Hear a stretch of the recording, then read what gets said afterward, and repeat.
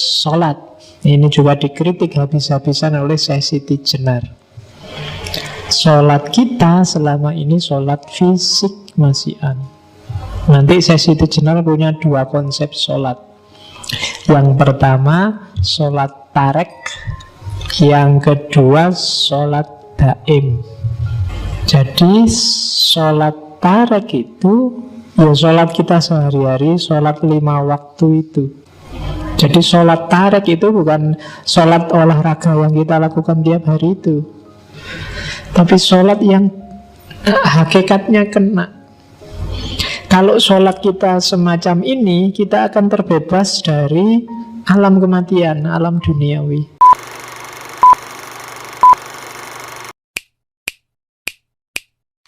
Oke, bismillah. Assalamualaikum warahmatullahi wabarakatuh.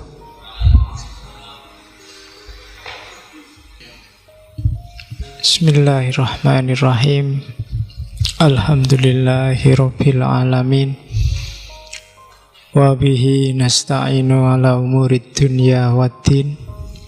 Allahumma sholli wa sallim wa barik ala habibina wa syafi'ina sayyidina wa maulana Muhammadin wa ala alihi wa ashabihi wa ala manittaba'a huda ila yaumiddin. Amma ba'du. Bismillah, kita lanjutkan ngaji filsafat kita malam hari ini di sesi para syahid, para martir. Ajarannya Syekh Siti Jenar itu dikenal sebagai ajaran sasahidan. Satu akar kata sama sahadat. Jadi kesaksian yang tidak sekedar bersaksi tapi juga sadar akan hakikat dirinya, hakikat Tuhannya, hakikat kehidupan ini, hakikat alam semesta. Cuma sahadatnya agak kontroversial. Jadi ini kayak sahadat versi Al-Hallaj, sahadat versi Manunggaling Kawula Gusti. Jadi bayangkan itu kalimatnya. Yang ngerti Jawa mesti bisa merasakan dahsyatnya kalimat itu. Ingsun anekseni ing zat ingsun dhewe. Saktuhune ora ana pangeran namung ingsun. Lan nekseni ingsun setuhune Muhammad iku utusan ingsun. Iya sejatine kang aran Allah iku badan ingsun. Rasul iku rasaning sun. Muhammad iku cahyaning sun. Iya ingsun kang eling tan kena ing lali.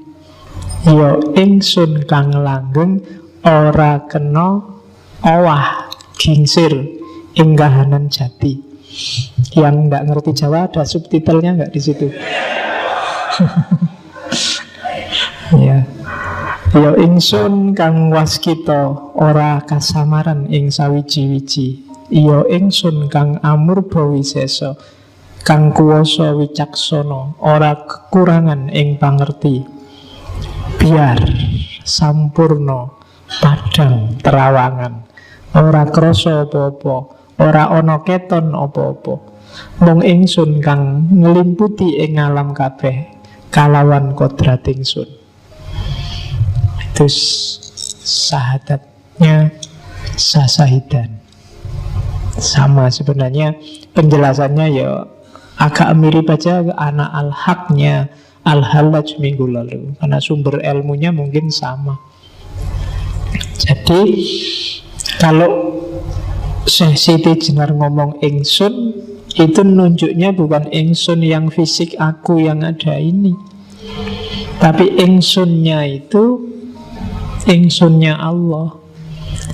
Orang jadi salah paham karena ingsun di situ ditafsirkan Siti Jenar yang manusia.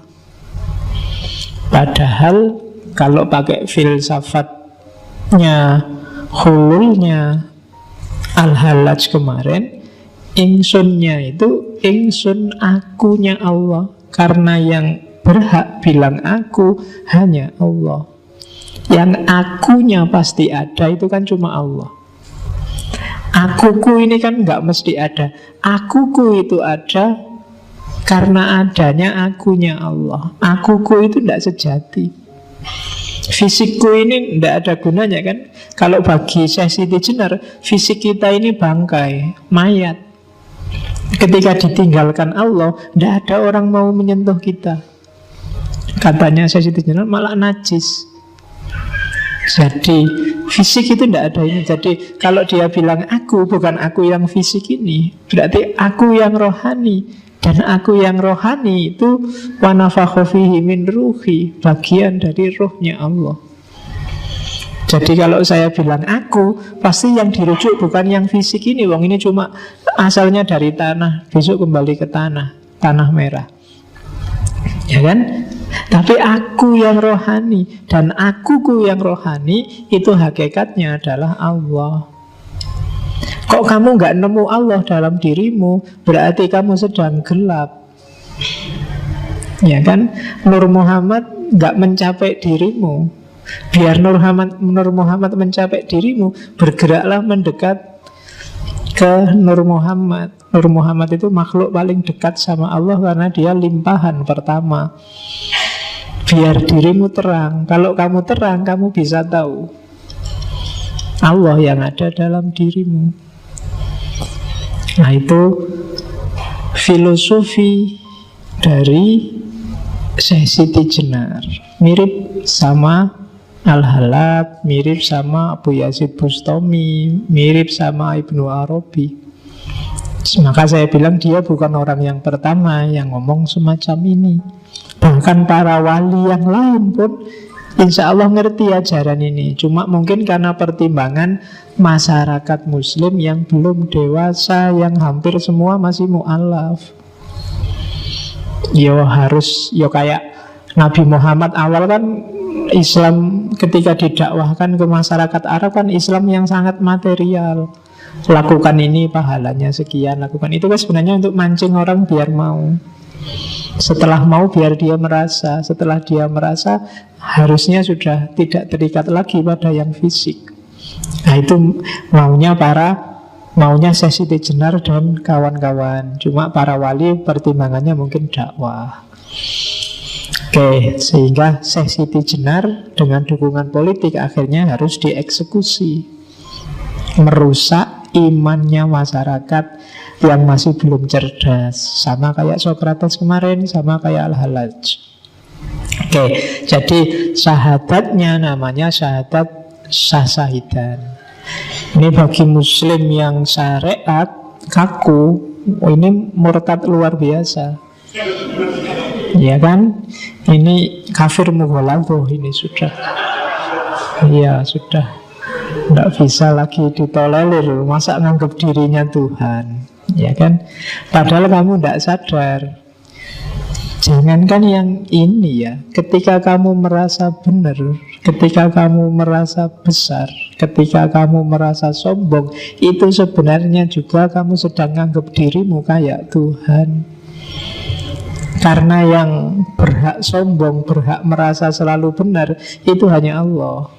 Kamu tidak punya hak. Kamu tidak ada apa-apanya. Pengetahuanmu tentang kebenaran itu karena diizinkan oleh Allah, dicahayai oleh pengetahuannya Allah. Al-ilmu nurun. Maka nggak boleh kamu sombong sedikit pun. Ketika kamu sombong, kamu sedang mempertuhankan dirimu sendiri. Nggak usah bilang anak al-haq. Sebenarnya ketika kamu merasa dirimu yang paling benar, itu kamu kayak Al-Hallaj yang bilang anak al-haq, akulah kebenaran. Tapi Al-Hallaj ketika bilang anak al-haq, orientasi egonya hilang. ananya Allah. Tapi kamu yang bilang ana al-haq itu, ananya itu dirimu sendiri, egomu yang kamu tunjuk. Dan yang kayak gitu, kayak minggu lalu kan di Al-Halaj, watakmu yang kayak gitu itu mirip Fir'aun. Fir'aun kan juga ngaku Tuhan, dan iblis kan juga ngaku ana. Ananya iblis dan ananya Fir'aun itu ana yang egois, dirinya sendiri. Itu kan debatnya Al-Halaj sama iblis minggu lalu. Tapi ananya Al-Halaj dan kawan-kawan bukan ana ini sudah hilang, sudah tidak ada lagi. Jadi maka hati-hati kamu yang tiap hari mengkafirkan orang kayak gini. Jangan-jangan kamu sendiri yang sebenarnya diam-diam bilang ana al-haq. Kamu sendiri yang sebenarnya merasa akulah yang paling benar, maka yang lain kafir, murtad, sesat. Oke, maka hati-hati ya. Jadi itu syahadat sah-syahidan. Terus ini kalimat saya potong ketika Al-Syekh Siti Jenar debat sama para wali. Jadi ada banyak sekali argumen, ada banyak sekali tuduhan. Syekh Siti Jenar nggak telaten, terlalu banyak variasi tafsir. Terus dia mengkasih kata, marilah kita bicara yang terus terang. Ini tak terjemah bahasa Indonesia ya, kalau Jawa kayak tadi kamu pening. Ya, ingsun ini Allah, akulah Allah itu. Akulah yang disebut Prabu Satmata. Tidak ada lain yang bernama Allah. Saya menyampaikan ilmu tertinggi yang membahas ketunggalan. Ini bukan badan. Jadi aku itu yang tak maksud bukan badan ini. Selamanya bukan, karena badan itu tidak ada. Yang kita bicarakan ialah ilmu sejati. Dan untuk semua orang kita membuka tabir.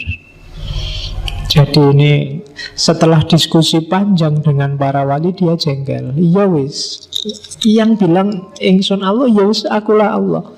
Tapi aku bukan badan ini. Jadi yang sejati, yang Allah itu bukan badan ini. Ini wadak fisik. Jadi katanya Siti Jenar, ilmu ini nanti yang tak ungkap ke masyarakat, buka tabir. Jadi para wali ditantang, yang kayak gini salah nggak? Maksudnya gitu kan. Isinya yang diajarkan salah nggak? Itu kan mungkin maunya saya Siti Jenar. Nah kalau yang tak ajarkan benar, ngapain semua marah? Kecuali aku ngajarin yang salah. Kalau hanya salah, misalnya mereka itu orang awam, nggak nyampe, sombong sekali kita. Kamu merasa lebih tinggi, padahal yang diajarkan Siti Jenar pada santri-santri pengajiannya, manusia itu egaliter. Siti Jenar yang berani pakai kalimat ingsun untuk diri sendiri, zaman itu luar biasa. Zaman itu orang biasa itu bolehnya bukan pakai ingsun, tapi pakai kawulo. Kalau di Jawa sekarang jadi kulo, ya kan? Yang berhak pakai kata ingsun itu raja. Jadi ingsun, pukulun dan seterusnya. Dan Siti Jenar peduli amat dengan semua itu. Bagi dia setiap manusia sejajar, egaliter. Preklah dengan ingsun yang hanya untuk raja itu. Kalau kamu mau bilang ingsun, bilang aja ingsun aku. Tidak harus kawulo. Kalau kawulo itu kan hamba. Tidak ada raja dan hamba di dunia ini. Kita sejajar, di atas kita hanya Allah. Itu yang diajarkan di Lemah Abang.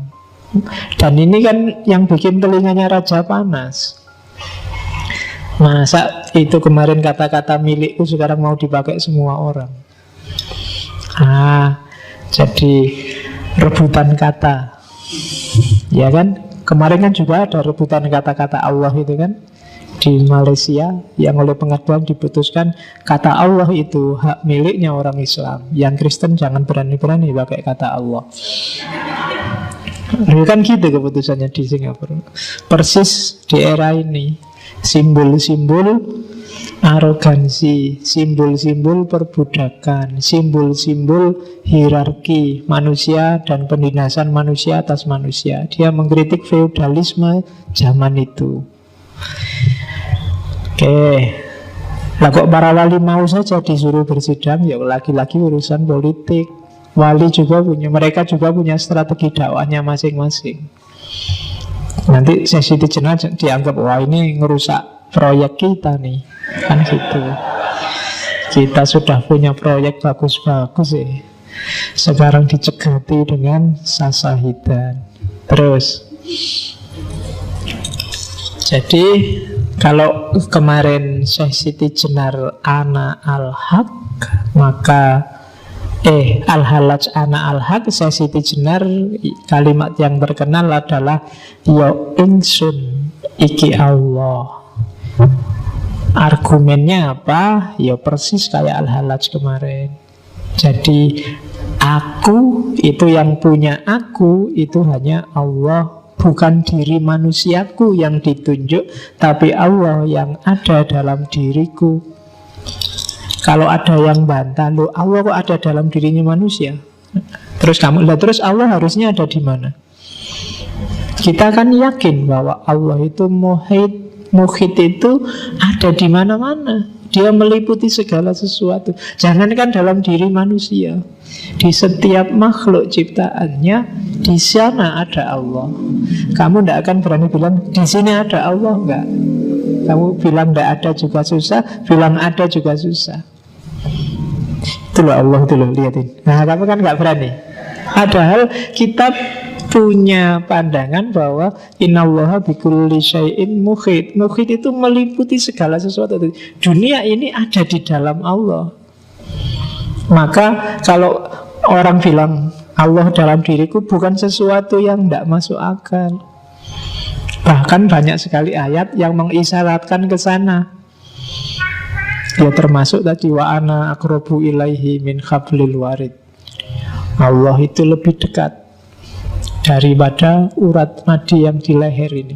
Berarti Allah lebih dekat padamu dibandingkan nyawamu sendiri. Sama nyawa kamu bisa putus, tapi sama Allah tidak bisa. Kan kalau ada orang mati, nyawanya putus sih. Kan ada yang gitu. Tapi sama Allah tidak bisa, karena Allah lebih dekat denganmu. Cuma kita nggak sadar. Kita itu merasa sosok pribadi yang mandiri, kita di sini dan Allah di sana. Kan kita mikirnya gitu. Makanya kalau berdoa terus kamu nggak luar biasa gini kan, sambil ya Allah minta ke atas. Ya enggak apa-apa sih, asal lebih khusyuk dibandingkan yang enggak konsentrasi. Sambil doa enggak konsentrasi, kadang tangannya gini-gini, amin. Padahal doa itu minta ya, kamu minta tapi enggak serius gitu ya. Nanti jangan-jangan malaikatnya tersinggung. Minta apa tuh kamu itu? Minta kok sambil doanya hafalan lagi.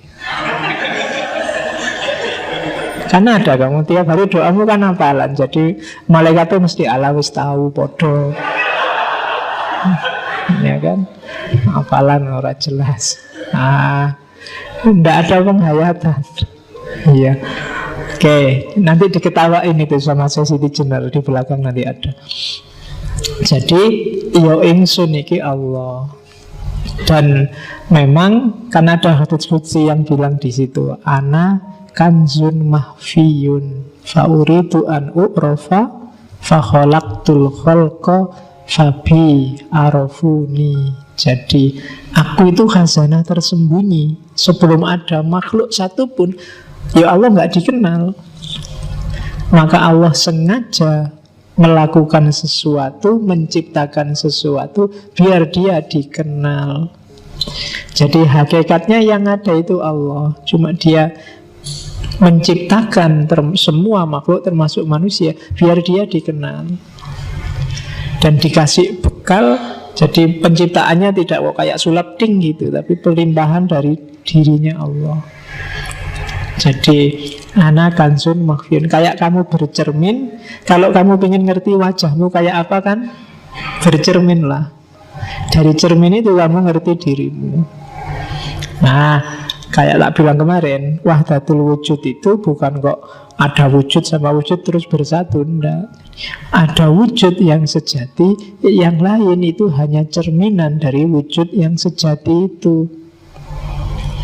Kalau semua ruangan di masjid ini dari kaca, kamu ada di tengah-tengah, wujud yang sejati kan kamu yang ada di tengah-tengah masjid itu. Gambar yang mantul di semua kaca, itulah makhluk. Semuanya representasi Allah, semuanya perwujudan dari Allah, meskipun mungkin tidak lengkap. Yang sebelah sana gambar punggungnya, sebelah sana gambar wajahnya, sebelah kiri gambar pundaknya, sebelah kanan juga gambar pundaknya. Dan yang gambarnya agak sempurna, mirip sekali sama Allah, itu manusia. Bukan gambar fisik loh ya, tapi gambar rohaninya. Nah, itulah maka iyo ingsun iki Allah, katanya Syekh Siti Jenar. Ini termasuk yang nanti kamu ulang 10 menit ke belakang di rekamannya biar kamu paham. Oke, kita lanjutin lagi. Dari situ lahirlah konsep namanya manunggaling kawula Gusti. Jadi antara pemerintah dengan yang diperintah, antara majikan dengan buruhnya, itu harus manunggal. Termasuk manusia dengan Tuhannya. Kata-kata ini nasihatnya pada Sunan Pembayat, Sunan Bayat dari Syekh Siti Jenar. Kawula dan Gusti itu sudah ada dalam diriku. Siang dan malam tidak dapat memisahkan diriku dari mereka. Tetapi hanya saat ini nama Kawula Gusti itu berlaku, yakni selama saya mati. Diingat-ingat ya, di serat-serat di babat, kalau ketemu kalimatnya Syekh Siti Jenar, kalau dia ngomong saya mati, itu sebenarnya kebalikannya. Karena alam hidup ini bagi Syekh Siti Jenar alam kematian. Alam kematian besok itu justru yang hidup sebenarnya. Jadi saat ini nama Kawula Gusti itu berlaku, yakni selama saya mati. Jadi saat kita hidup di dunia ini masihlah kita boleh ngomong manunggal antara Kawula dan Gusti. Tapi nanti setelah mati tidak ada lagi dikotomi Kawula dan Gusti. Kita masih Kawula kan karena kita masih terjebak oleh tanah merah ini. Kita masih terjebak oleh fisik. Begitu besok kita terbebas dari kungkungan fisik, ya kita hidup yang sejati. Dan itu tidak ada lagi dikotomi Kawula dan Gusti, karena kita sudah ilaihi roji'un, kembali pada yang sejati, kembali pada Allah. Tidak ada lagi keterpisahan, kecuali nafas yang tidak mutmainnah, itu yang tidak bisa langsung ilaihi roji'un, harus diperbaiki lagi. Oke, terus nanti kalau saya sudah hidup lagi, Gusti dan Kawula lenyap. Yang tinggal hanya hidupku, ketentraman langgeng dalam ada sendiri. Jadi sekarang filsafat hulul itihad manunggaling Kawula Gusti itu laku. Tapi besok tidak ada gunanya, wong sudah jadi satu. Sekarang masih bilang anak al-haq, yo ingsun Gusti Allah. Itu sebenarnya masih, saya bilang tadi, masih rasanya ada jarak, masih fana, belum fana fil fana. Tapi besok di kehidupan yang sejati, ya lenyap yang sejati. Kalau bahasa Buddha namanya nirwana. Oke. Hei Pangeran Bayat, bila kau belum menyadari kebenaran kata-kataku, maka dengan tepat dapat dikatakan bahwa kau masih terbenam dalam masa kematian. Di sini memang banyak hiburan, aneka warna, lebih banyak lagi hal-hal yang menimbulkan hawa nafsu. Tapi kau tidak melihat bahwa itu hanya akibat panca indera. Itu hanya impian yang sama sekali tidak mengandung kebenaran dan sebentar lagi akan lenyap. Gilalah orang yang terikat padanya. Tidak seperti Syekh Siti Jenar. Saya tidak merasa tertarik, tak sudi tersesat dalam kerajaan kematian. Satu-satunya yang kuusahakan ialah kembali kepada kehidupan. Jadi ini ya makomnya memang sudah tinggi. Ya tidak usah diukur sama kalian, masih panjang jalanmu. Ya syukur-syukur sedikit-sedikit. Meskipun masih belum bisa merasakan untuk bisa semakom sama Al-Hallaj atau semakom sama Syekh Siti Jenar, ya sidik-sidik lah melangkah mendekat ke sana. Karena memang hidup kita kan harus muter dari innalillahi wa inna ilaihi tadi. Kita harus kembali ke Allah.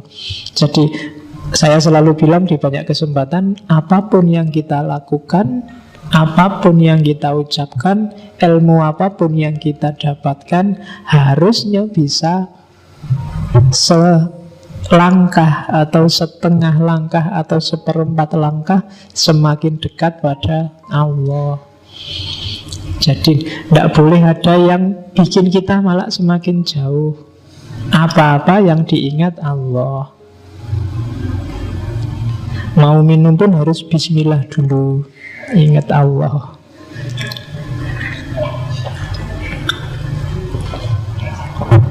Jadi biarkan teh ini membawa kita sedikit lebih dekat pada Allah. Dulu kan harus gitu, apapun harus begitu. Karena jalur kita itu ilahi pada Allah. Kalau ada apapun kok malah bikin kamu semakin jauh sama Allah, berarti kamu salah jalan, kamu tersesat. Karena hidup kita kembali ke sana. Kalau kamu semakin menjauh, berarti kamu sedang salah jalan. Cepet-cepet balik, kan gitu. Jadi kiblatnya tetap pada Allah.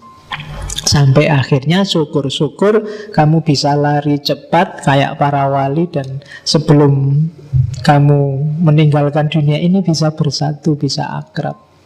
Level kita kan akrab aja ya, bisa dekat, mukorobah kalau bahasanya para sufi sama Allah. Oke, jadi itu namanya manunggal. Hidup kita prosesnya ke sana, jangan ada yang sampai lupa. Jadi dunia ini persinggahan sementara, atau sebenarnya bukan persinggahan. Jadi ini ya jalan kita. Kalau persinggahan itu kan kamu berhenti sebentar, nggak usah berhenti, jalan aja terus. Kalau butuh makan ya beli di perjalanan, kalau butuh minum beli di perjalanan. Nggak usah mampir lagi, umur kita nggak panjang. Kan kalau orang Jawa urip itu mampir ngombe. Sudahlah, nggak usah pakai mampir. Sekarang di kereta juga bisa beli minuman, di pesawat juga beli minuman. Tidak pakai mampir untuk ngombe. Jadi sambil jalan. Bahkan minum itu juga rangkaian perjalanan kita. Oke, itu ajarannya para sufi. Terus satu hal yang khas dari Syekh Siti Jenar, jadi dia punya strategi sendiri untuk membangkitkan kesadaran religius orang Jawa. Jadi Syekh Siti Jenar itu di banyak serat nanti punya banyak sekali jenis syahadat. Kalau kamu kan syahadatnya cuma satu, asyhadu alla ilaha illallah wa asyhadu anna muhammadar rasulullah. Itu pun cuma kamu ucapkan, tidak pernah dihayati. Itu pun cuma di bibir kan, tidak pernah. Jadi yang syahadat mulutmu, rohmu belum syahadat, hidupmu belum syahadat. Di catatan saya itu ada namanya syahadat sekarat, ada syahadat paleburan, ada syahadat sejati, ada syahadat sekarat wiwitaning pati, ada syahadat sekarat hati atau syahadat Nur Muhammad, ada syahadat panetep panotogomo, ada syahadat pecating nyowo, dan seterusnya. Dan itu nanti isinya beda-beda. Saya nggak sempat kalau tak taruh satu-satu di sini kamu nanti malah bingung. Syahadatmu tetap itu aja, tapi dengan gawanya Syekh Siti Jenar. Jadi menurut Syekh Siti Jenar, syahadat itu adalah kondisi roh, bukan sekedar ucapan lisan. Jadi bukan hanya lesan, rohnya ikut, yang lahir dari akal, akalnya ikut, dan hatinya ikut. Dan tidak harus bahasa Arab. Hampir semua sahadatnya campuran. Susunannya Arab dan Jawa, biar murid-muridnya ngerti. Jadi sahadatnya rohnya. Hidupmu itu harus melambangkan sahadat. Berarti Allah nomor satu, Rasul panutanmu yang utama. Jadi tunjukkanlah bahwa kamu sehari-hari itu percaya Allah itu ada. Kalau kamu galau, sumpek, stres, itu menunjukkan kamu tidak terlalu percaya bahwa Allah itu ada. Kalau kamu nakal, mursal, sakarepmu dhewe, itu juga menunjukkan kamu tidak percaya bahwa Allah itu ada. Kamu belum sahadat. Jadi sahadat itu ada dalam kondisimu yang percaya 100% bahwa Allah itu ada dan main dalam hidupmu. Selama ini mungkin kamu hanya yakin Allah itu ada, tapi bahwa Allah bermain dalam hidupmu itu biasanya agak timbul dan tenggelam. Kalau pas lagi sumpah itu baru kamu ya Allah sedikit. Tapi kalau lagi seneng enggak, kalau lagi biasa-biasa enggak. Jadi apa? Berarti kesadaranmu timbul tenggelam. Kamu belum bersahadat. Karena ada ceritanya muridnya Sunan Kalijogo, aslinya muridnya Sunan Bonang, terus nyebrang dari muridnya Sunan Kalijogo, namanya Syekh Janggung, yang begitu diuji sahadat. Jadi satu ketika Sunan Bonang uji santri-santrinya untuk sahadat, yang lain fase-fase semua sahadatnya. Syekh Janggung ini, ayo giliranmu Syekh Janggung sahadat. Dia tidak baca sahadat, tapi terus keluar, naik pohon yang paling tinggi, terus menjatuhkan diri ke bawah dan selamat. Nah, ya kan? Jadi itu sebenarnya dia ingin menunjukkan pada gurunya, saya yakin 100% Allah itu ada. Kalau belum waktunya mati, ya tidak mati. Kalau mati, ya memang sudah waktunya. Ayo, kamu berani nggak kayak gitu? Ya kan? Nanti di depan itu kan ada pohon besar itu. Saya percaya Allah itu ada. Kalau belum waktunya ya enggak. Kalau sudah waktunya mau menghindar kayak apapun ya enggak akan menghindar. Kenapa kamu nggak berani sekarang? Karena memang belum waktunya, Pak. Kan gitu. Oke, jadi itu namanya syahadat roh. Jadi rohmu yang syahadat, maka hidupmu coraknya syahadat tadi. Kalau ada masalah apapun, nggak usah galau, Allah masih ada. Kalau kamu sedang bahagia karena apapun juga, nggak usah berlebihan. Kamu dapat pujian banyak orang juga, nggak usah gaya. Yang layak dipuji Allah. Kalau kamu bisa sebagus itu sehingga dipuji orang, itu kan karena izinnya Allah. Kamu dipinjemi beberapa kualitas bagus oleh Allah. Maka jangan bosen-bosen bilang Alhamdulillah. Semua yang kamu nikmati sekarang itu emangnya hasil karyamu. Kalau kamu pinter, pikiranmu kan sebenarnya dapat pancaran nur dari Allah. Kalau kamu cakep, itu dulu yang merancang dirimu kan juga Allah. Ayah ibumu gak merancang. Tiba-tiba kamu lahir jadi cakep. Kalau kamu merasa jelek, itu kamu mikirnya kurang panjang. Pasti cakep. Apa ada orang jelek? Kan gak ada. Cakep dan jelek itu kan urusan standar, bukan urusan hakikat. Jadi kalau standar itu kan bisa, tiap orang punya standar beda-beda. Yang kamu anggap jelek, ya siapa ngerti bagi yang lain sangat jelek. Oke, enggak, bagi yang lain bagus. Ya, oke, ya.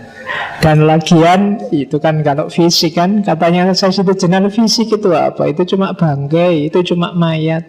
Hakikatnya fisik memang bangkai. Ketika dia ditinggal roh, ya kembali ke asalnya bangkai. Jangankan nunggu sehari, 1 jam aja, secakep apapun orang, kalau rohnya sudah pergi, siapa berani mendekat? Ya kan? Wis sopo lah kuno yang kamu paling cakep.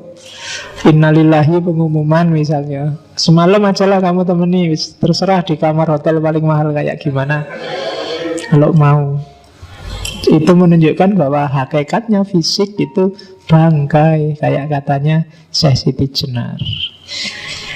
Jadi syahadat, hidupmu harus bersahadat. Bahasa lainnya bertauhid.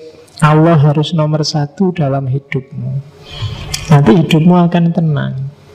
Kalau yang syahadat cuma mulutmu, ya tidak ada gunanya. Sama kan kalau dengan yang sholat cuma tubuhmu, yang puasa cuma perutmu, yang zakat cuma dompetmu, dan yang haji cuma fisikmu, tidak ada nilainya. Orang tidak Islam juga bisa kayak gitu. Oke, terus sholat. Ini juga dikritik habis-habisan oleh Syekh Siti Jenar. Sholat kita selama ini sholat fisik masihan. Nanti Syekh Siti Jenar punya dua konsep sholat. Yang pertama sholat tarek, yang kedua sholat daim. Jadi sholat tarek itu ya sholat kita sehari-hari, sholat 5 waktu itu. Jadi sholat yang kita lakukan sesuai syariat, itu namanya sholat tarek. Iya, harus kita lakukan sesuai makom kita. Cuma ini sholat yang beneran. Tujuannya sholat ya melepaskan kita dari dunia kematian, dunia fisik, dunia jasmania. Makanya di Al-Quran kan ada as-sholat itu tanha anil fahsya wal mungkar. Segala yang kotor dan keji, termasuk dunia fisik, itu akan mencegah kita karena sholat. Jadi sholat tarek itu bukan sholat olahraga yang kita lakukan tiap hari itu, tapi sholat yang hakikatnya kena. Kalau sholat kita semacam ini, kita akan terbebas dari alam kematian, alam duniawi. Kalau kita sudah bebas dari alam duniawi ini, kita nggak terikat lagi oleh dunia, kita akan masuk ke level sholat yang lebih atas, yaitu sholat daim. Sholat daim itu batin kita selalu dalam posisi dan kondisi sholat, kapanpun dan dimanapun. Jadi iya, fisiknya sholat, syariatnya memang ada, tapi intinya sholat kan tidak sholat untuk sholat. Nah, kalau sholat kita bagus, kita akan masuk jenjang sholat lebih tinggi. Jadi kita akan tanha anil fasa wal mungkar terus, karena sholat kita sholat daim, bukan sholat di masjid jamaah terus pulang kembali ke asal. Kan kita sering gitu. Sekaya biasa nih, jamaah sih jamaah, tapi yo keluar dari masjid aslinya kelihatan, sandal hilang. Ya, kan gitu. Sholat sih rajin, tapi korupsi juga rajin, tidak apa-apa, dosa kecil. Nanti rontok sendiri kan gitu kamu. Pacaran jalan terus, kemudian maksiat jalan, dosa kecil, nanti dengan sholat rontok. Tidak mungkin sholatmu naik level kalau kayak gini. Sholatmu ada yang salah. Jadi maka Al-Quran itu nggak nyuruh kamu melakukan sholat kan, tapi menegakkan sholat. Menegakkan sholat itu berarti apa? Hidupmu harus tegak dengan dan karena sholat. Ini yang agak berat sebenarnya. Selama ini kita masih menjalankan sholat. Itu yang bikin Syekh Siti Jenar ketawa. Diketawain bareng-bareng sama murid-muridnya. Kalau bisa kita naik sampai level sholat daim. Sholat daim itu batin kita selalu dalam posisi sujud, dalam posisi sholat. Sholat itu kan kita merasa berhadapan sama Allah. Dalam sholat daim berarti batin kita selalu ada Allah di situ yang kita sujudi dalam kondisi apapun kita. Nah, ini yang agak berat, tidak gampang. Kamu ngaji, kamu sebenarnya duduk, tapi batinmu selalu sujud pada Allah. Allah selalu ada di hadapanmu. Pikiranmu selalu tunduk padanya. Itu sholat daim. Ini yang agak berat. Yang ini, ajaran ini kadang-kadang disalahpahami. Ada juga beberapa muridnya Syekh Siti Jenar yang masih awam terus menafsirkannya berarti sholat syariat itu tidak penting. Sing penting sholat daim.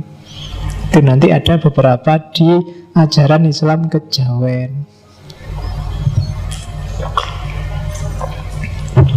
Jadi yang penting batinnya. Akhirnya maunya sholat daim aja, yang syariatnya ndak. Itu mungkin salah satu yang diprihatinkan para wali, karena memang orang belum makomnya untuk diajari yang gini-gini.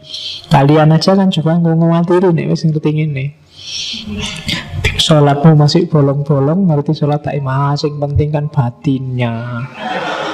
Ngapain sholat utuh 5 waktu aja? Yang bahaya di situ. Kalau dari ngaji ini kesimpulanmu begitu, berarti ngaji ini melakukan kesalahan yang sama dengan Syekh Siti Jenar beberapa waktu yang lalu.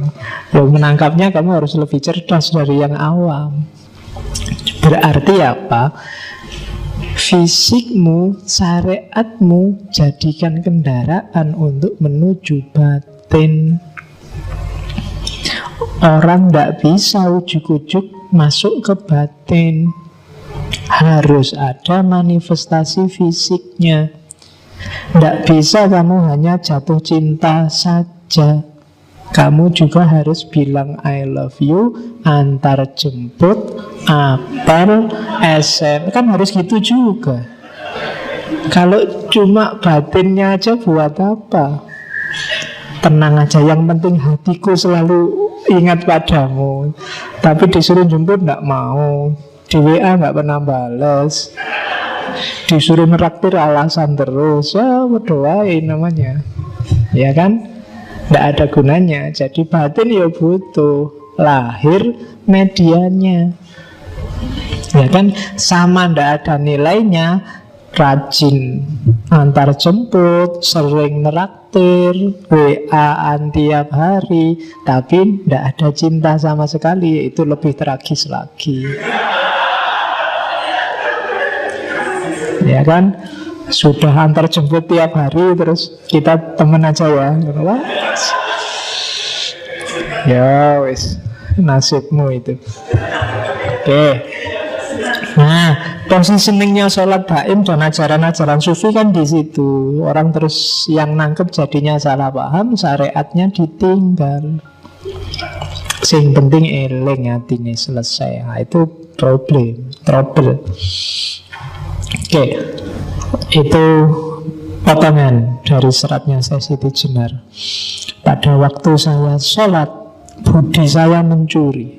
Pada waktu saya pikir, budi saya melepaskan hati, menaruh hati pada seseorang. Kadang-kadang menginginkan keduniaan yang banyak. Itu kalau aku yang tanah ini. Lain dengan zat Allah yang bersama diriku. Nah, saya inilah yang maha suci, zat Maulana yang nyata, yang tidak dapat dipikirkan dan tidak dapat dibayangkan. Jadi sholat yang hanya fisik itu bisa jadi pada waktu saya sholat budi saya mencuri. Ya kayak tadi, sholatnya khusyuk tapi sandal hilang, kotak masjid kadang-kadang juga bisa hilang, ya kan? Pada waktu saya zikir, budi saya melepaskan hati, zikirnya hanya di mulut, la ilaha illallah 100 kali, tapi hidupnya sama sekali tidak la ilaha illallah. Sangat banyak yang kamu pertuhankan selain Allah. Itu berarti apa? Budimu melepaskan hati, menaruh hati pada seseorang. Kadang menginginkan keduniaan yang banyak, ingin kaya, terus kamu banyak-banyak baca surat Al-Kahfi, baca surat Al-Mulk, baca. Tujuannya apa? Biar kaya. Itu eman-eman gitu loh. Dengan kahfimu sebenarnya targetnya sangat duniawi. Itu yang diprihatinkan oleh Syekh Siti Jenar. Capek-capek sholat, akhirnya cuma berdoa, ya Allah, jodoh saya dekatkanlah. Eman kalau hanya cuma minta itu. Allah bisa ngasih jauh lebih dahsyat dan lebih besar daripada itu.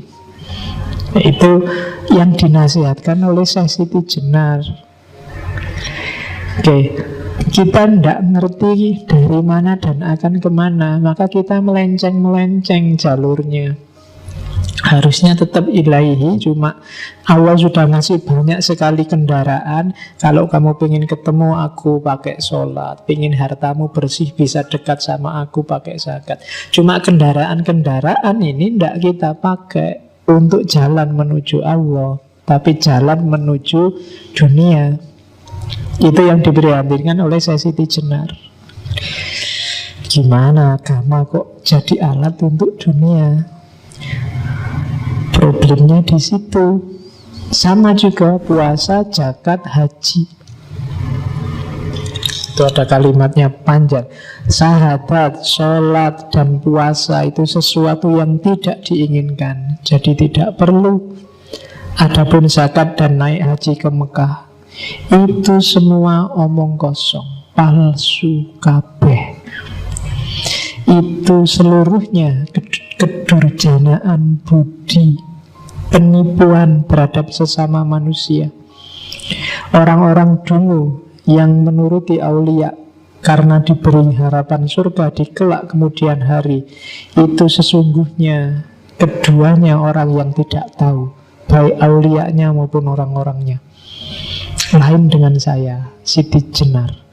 Tidak pernah saya menuruti perintah budi, maksudnya perintah akal, bersujud-sujud di masjid mengenakan jubah. Pahalanya besok saja, bila dahi sudah menjadi tebal, kepala berbelulang. Sesungguhnya ini tidak masuk akal. Di dunia ini semua manusia sama. Mereka semua mengalami suka duka, menderita sakit dan duka nestapa. Tiada beda satu dengan yang lain. Oleh karena itu saya, Siti Jenar, hanya setia pada satu hal saja, yaitu Gusti Zat Maulana. Jadi bagi Siti Jenar, semua ibadah yang tidak demi Zat Maulana itu palsu. Ketertipuan budi, bahasanya dia kedurjanaan budi. Akal yang durjana, akal yang jahat, menyelewengkanmu dari yang hakiki. Jadi kamu setia, kamu mengabdi pada yang selain Allah, termasuk surga. Surga itu tipuan, katanya Siti Jenar. Itu permen untuk anak kecil. Ya kan? Kayak adikmu sholat yuk, nanti tak kasih permen, itu surga. Jadi jangan berhenti di situ. Kita itu yang saya bilang tadi, inna lillahi wa inna ilaihi, hinya Allah, bukan jannah. Jadi surga neraka bukan itu. Kalau ada aulia meyakini itu, katanya Siti Jenar, baik aulianya maupun umatnya itu sama-sama tidak tahu. Ya tak tulis tidak tahu, karena kalau pakai bahasa Jawa yang itu kasar. Ya bahasa Jawa ini gak ngerti itu kan bodoh. Kalau bodoh kan rapena, mungkin goblok lebih halus. Ya, jadi Siti Jenar mengkritik itu. Jangan suka dengan yang kepalsuan deh. Emangnya Allah butuh sholatmu, butuh zakatmu, butuh hajimu? Kan enggak. Kamu yang butuh. Butuhnya untuk apa? Untuk mendekat ke Allah, menemukan kesejatian. Karena kesejatian hidup kita itu Allah. Begitu ketemu Allah, semua yang lain enggak penting lagi, termasuk dirimu sendiri. Maka kalau ada yang tanya, kamu di mana? Tidak ada. Yang ada hanya Allah. Makanya kan ada cerita waktu Sultan Trenggono ngirim utusan ke Pengging. Pengging itu tempatnya, pusatnya kajiannya Syekh Siti Jenar dengan muridnya. Syekh Siti Jenar dipanggil para wali dan sultan. Jawabannya Siti Jenar nggak ada, yang ada Allah. Besoknya lagi disuruh balik. Yo kalau gitu Allah dipanggil para wali. Datang lagi utusnya. Syekh, Allah dipanggil para wali. Jawabannya Siti Jenar, Allah nggak ada, yang ada Siti Jenar. Wali-wali stres pokoknya musuh Siti Jenar itu. Susah. Akhirnya ya wis lah, dipanggil semua. Allah dan Siti Jenar dipanggil ngadep para wali. Akhirnya menghadap. Ya, yo dari Pengging ke Demak, ya lumayan. Pengging itu kan di sekarang daerah sekitar Boyolali situ. Saya lupa daerah-daerah Manudono situ, kecamatan situ. Itu dulu Pengging. Yang ada di situ muridnya Siti Jenar, Ki Ageng Pengging kedua, Pengging Anom. Kalau Pengging Sepuh itu putranya Brawijaya Pamungkas, Pangeran Handayaningrat, dikenal sebagai Ki Ageng Pengging Sepuh, yang waktu perang antara Demak dan Mojopahit dia tewas oleh Sunan Nguntung tadi. Sunan Nguntung itu putranya Syekh Ali Murtado, dan dia punya anak 3, Kebo Kenongo yang nomor 3, yang nomor 2 Kebo Kanigoro, yang nomor 1 perempuan. Yang Kebo Kenongo ini nanti yang jadi Ki Ageng Pengging Anom. Kakaknya Kebo Kanigoro itu meninggal ketika tirakatan di Gunung Merapi. Yang suka ceritanya Esa Mintarja, Nogo Sosro Sabu Inten, nanti akan banyak ketemu Kebo Kanigoro ini yang ngomong Joko Tingkir, Mas Karebet.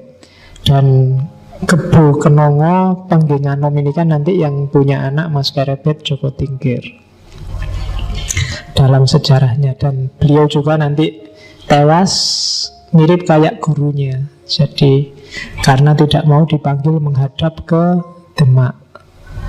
Oke. Terus itu sejarah sebenarnya. Yang selanjutnya, kehidupan. Bagi Siti Jenar, hidup ini hakikatnya mati, seperti saya bilang tadi. Jadi dibalik. Jadi hidup inilah kematian, dan justru setelah kita mati, itulah hidup yang sejati. Jadi maka manusia itu bangkai yang berjalan. Tidak usah terlalu kamu berarti urusan hidup dunia ini. Wong ini urusan mati kok. Tidak penting, kamu tidak harus galau hanya karena dunia. Tidak punya uang biasa, tidak punya pacar, apalagi. Tidak harus galau. Jadi ini dunia kematian, bukan dunia cahaya, bukan dunia kehidupan. Justru ini penjara bagi kita. Ruh kita terpenjara dalam fisik sehingga terpaksa harus melayani yang jasmaniah dulu sebelum ketemu dengan kesejatian. Maka siapapun manusia yang membanggakan keduniaannya di level apapun, maka dia bodoh. Ini dunia gelap, dunia kematian. Oke. Dunia ini menggodamu. Jangan sampai kamu tergoda. Jadi kehidupan sejati adanya besok setelah kita mati.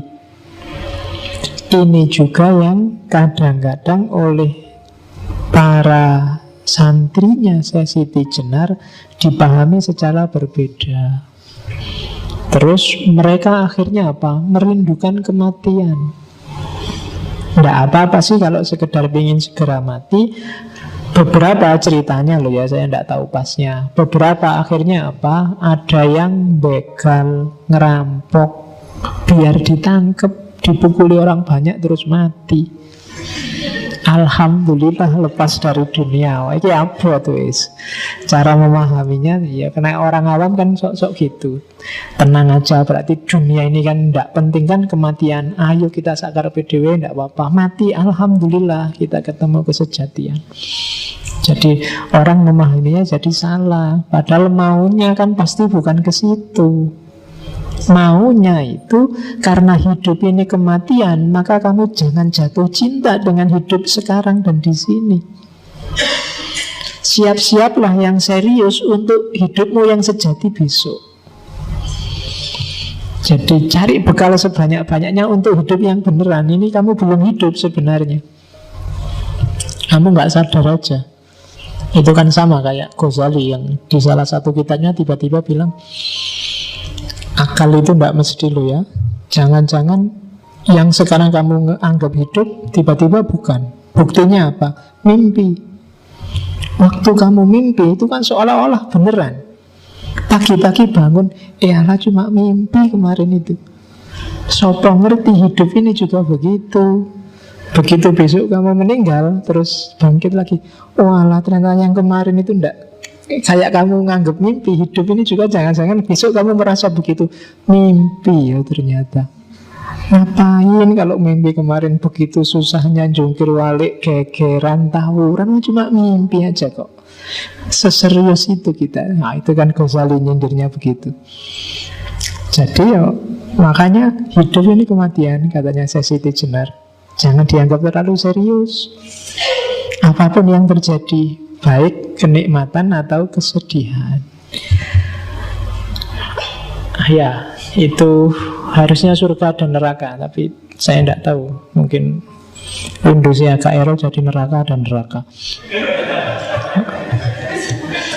Ya, itu aku loh. Mungkin ada hal yang tidak terlihat. Jadi kalau ada yang mendakwahkan, memamerkan surga dan mengancamkan neraka, katanya Siti Jenar, neraka dan surga itu ya sekarang di dunia ini. Ketika kamu senang mendapat banyak nikmat, hidupmu tentram, nyaman, itulah surga. Kalau hidupmu kacau, uang tidak punya, hidup sengsara, kebutuhan gak tercukupi, pacar gak dapet-dapet, itulah neraka. Jadi gak usah ya, gak usah pusing-pusing, nunggu besok lah kalau masuk surga. Surgamu itu bisa ketemu sekarang, nerakamu juga bisa ketemu sekarang. Kuncinya apa? Batinmu. Nggak ada hubungannya sama fisik. Ada loh yang nggak punya apa-apa, apalagi mikir pacar buat makan aja dia, tapi batinnya tenang. Itulah surga. Tapi ada yuk pacare wis ayu, duite oke, kebutuhan semua terpenuhi, IP juga 4,5 misalnya. Tapi sumpek terus, pengen inilah, pengen itulah, nggak ada habisnya. Itu neraka. Kamu tersiksa mati-matian. Jadi katanya Siti Jenar, enggak, surga dan neraka itu di dunia ini, bukan besok. Jadi carilah surgamu, carilah nerakamu. Nggak usah amal baik, besok kita ketemu surga. Kalau amalmu memang benar-benar baik, ikhlas lillahi ta'ala, lahir batin, kamu akan ketemu surga sekarang, nggak nunggu besok. Kalau batinmu kacau, rusak, nggak karu-karuan, galau, ya nerakanya nggak nunggu besok, sekarang. Kamu melakukan kejahatan, kamu melakukan keburukan, nerakamu akan ketemu sekarang. Rasakan sendiri akibatnya sekarang di dunia ini, tidak besok. Jadi surga dan neraka versinya Siti Jenar itu nggak nunggu besok. Enak dan senang yang sifatnya fisik seperti digambarkan dalam nas-nas tentang surga dan neraka itu bukan besok. Kalau di akhirat fisik nggak terlalu urgent, dunianya sudah beda. Jadi Surga neraka yang digambarkan agak vulgar di Al-Quran itu kan isinya kenikmatan duniawi. Makan makanan, bidadari, itu kan sebenarnya kenikmatan duniawi yang sekarang juga bisa kita dapatkan. Kalau uangmu banyak, kamu ke hotel bintang 5, itu ya mirip-mirip gitu aja, butuh apa-apa datang. Bidadari sak kapuke kalau uangmu cukup. Kamu mau pesen berapa, gonta-ganti semalam 7 kali juga bisa. Gambarannya kan mirip kayak gitu. Maka bagi saya Siti Jenar enggak nunggu masa di akhirat kayak begitu. Itu semacam pancingan. Setiap muslim tetap rumusnya inna lillahi wa inna ilaihi, dari Allah menuju Allah. Untuk level tertentu memang surga dan neraka penting untuk mengarahkan hidup. Sama kayak anak kecil tadi, biar mau sholat dikasih hadiah. Nanti kalau sholatnya lengkap, bisa hafal Quran, tak kasih gini loh. Itu kan untuk menarik mereka ke situ. Setelah di situ ya sudah, dia merasakan hakikatnya, kesejatiannya. Surga dan neraka nggak penting lagi. Kalau surga neraka dengan gambaran persis fisikal itu, sekarang kita juga bisa merasakan, nggak usah nunggu besok. Nah, itu tentang surga dan neraka.